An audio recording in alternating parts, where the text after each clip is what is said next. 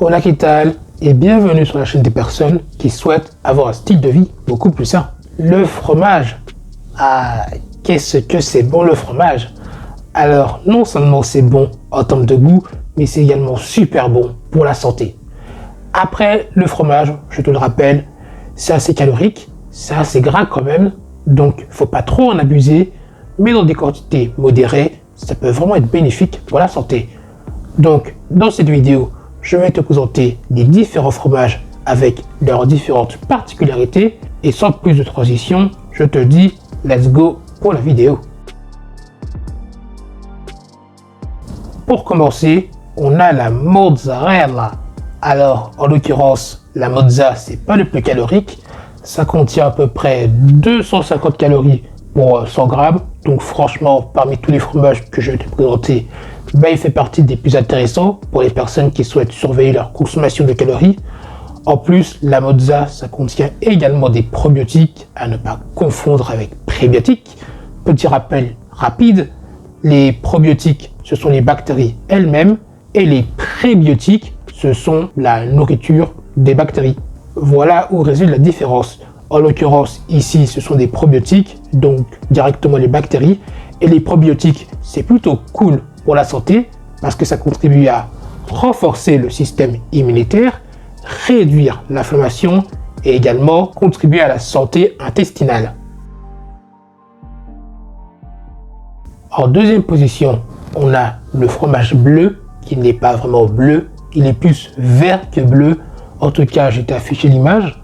Personnellement, moi je vois du vert, alors c'est peut-être moi qui suis daltonien, on ne sait pas. Bref, le fromage bleu, ça contient plus ou moins 350 calories pour 100 grammes. Dans également 100 grammes de fromage bleu, tu peux retrouver 21 grammes de protéines. Tu peux également retrouver à peu près 50% de notre apport en calcium journalier, sachant que le calcium, c'est un minéral qui est très important pour la santé de nos os. Ça peut également prévenir de l'ostéoporose, qui est une maladie qui se caractérise par une réduction de la densité osseuse. Autant dire que là, on est pas mal. En troisième position, on a la feta, qui est originaire de Grèce. Il est fabriqué à partir de lait de brebis ou alors de lait de chèvre. Il contient à peu près 260 calories pour 100 grammes. Dans 100 grammes, tu retrouves également 14 grammes de protes. Tu retrouves également pas mal de calcium, à peu près 498 mg de calcium pour 100 grammes, sachant qu'il nous en faut à peu près 800 mg par jour pour être en bonne santé. Autant dire que là aussi, on est quasiment à 50% de notre apport en calcium journalier. Après, c'est un produit laitier, il fallait s'y attendre. En quatrième position, on a le fromage cottage ou encore cottage cheese, si je devais prononcer en anglais, mais ça m'étonnerait fortement. Bref, ce qui est plutôt cool avec le fromage cottage, c'est que c'est l'un des fromages les moins caloriques qui existent, avec à peu près 98 calories pour 100 grammes. Alors franchement, quand tu vois tous les autres fromages qui sont tous supérieurs à 200 calories, le fromage cottage, il est pas mal. Alors dans le fromage cottage, tu peux également retrouver 11 grammes de protéines pour 100 grammes. Tu peux même retrouver un peu de glucides dans le fromage cottage. En plus, le fromage cottage, ça contient également très peu de matière grasse, à peu près 4 grammes de matière grasse pour 100 grammes. C'est franchement pas grand chose. Honnêtement, si tu veux faire une sèche, le fromage cottage peut vraiment être un ingrédient intéressant pour ta sèche. Par contre, c'est pas super facile à trouver. Honnêtement, moi j'en trouve jamais dans les petites surfaces. Genre à petit Carrefour Market, tu vas pas retrouver du fromage cottage. En tout cas, moi j'en ai jamais trouvé. Donc ouais, si tu veux en trouver, c'est plus facile de privilégier les grandes surfaces. Genre un Carrefour, un Cora, etc. En cinquième position, on a la ricotta. Alors la ricotta, c'est également très faible en calories. Ça contient à peu près 174 calories pour 100 grammes. Alors ok, c'est toujours plus que le fromage cottage, mais c'est quand même pas mal. Dans la ricotta, tu peux retrouver également à peu près 11 grammes de protéines pour 100 grammes.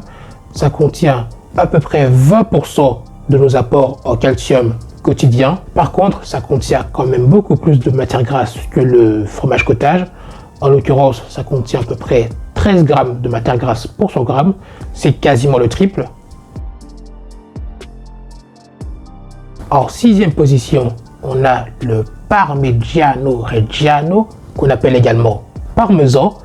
Alors le parmesan, pour le moment, c'est le plus calorique de la liste, avec plus ou moins 430 calories pour 100 grammes. Ça contient également pas mal de matière grasse, à peu près 29 grammes de matière grasse pour 100 grammes. Par contre, le parmesan, c'est riche en protéines, à peu près 38 grammes pour 100 grammes.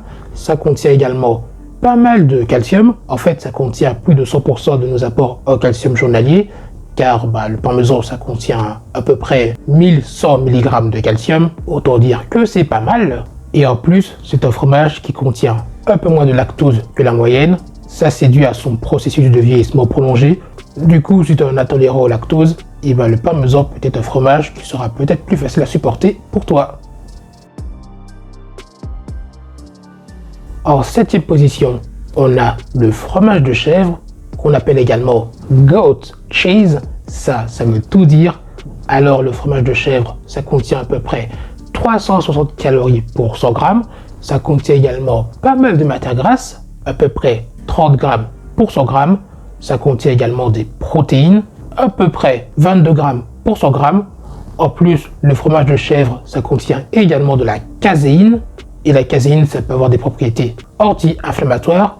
En l'occurrence, ici, c'est de la caséine A2, si vous y connaissez un petit peu. En plus, pour certaines personnes, le fromage de chèvre peut être beaucoup plus facile à digérer que le fromage de vache. J'espère que cette vidéo t'aura plu, que tu en auras appris un peu plus sur les fromages, que tu pourras faire des choix beaucoup plus éclairés. Par exemple, dans mon cas, je sais qu'il y a quelques semaines d'ici, voire quelques mois, on avait acheté du fromage bleu. À l'époque, je ne savais pas ce que c'était. Maintenant que je sais ce que c'est, je pourrais prendre des décisions beaucoup plus éclairées, beaucoup plus réfléchies. Maintenant que je connais la quantité de matière grasse, la quantité de calories pour 100 grammes, c'est beaucoup plus simple d'éviter les excès. D'ailleurs, si ce type de contenu t'intéresse, sache que j'ai une newsletter où j'aborde ce type de sujet de façon beaucoup plus quotidienne, à peu près tous les jours. C'est le premier lien en description et sur celui-ci, je parle beaucoup plus souvent de nutrition et de style de vie sain. Sur ce, je te dis à la prochaine et prends soin de toi.